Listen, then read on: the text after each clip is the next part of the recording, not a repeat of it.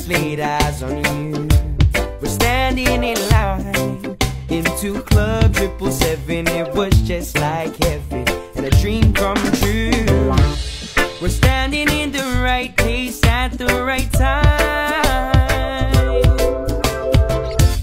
When you this girl caused the crowd. So, that's it.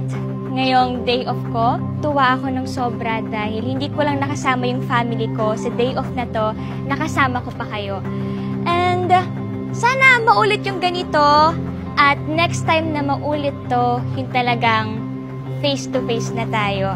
Para pwede ko kayong hawakan talaga, yakapin at makapagpasalamat sa inyo. And of course, squad mates, alam kong simula day 1, nandiyan na kayo sa amin, sumusuporta and nagmamahal.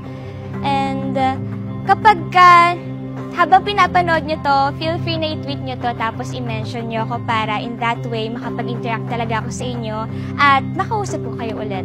Kaya thank you dahil isa kayo sa nagbibigay ng happy energy sa akin. Isa kayo sa mga happy pit ko. So, I'll see you again, squad mates, in the next videos and next time sa personal na.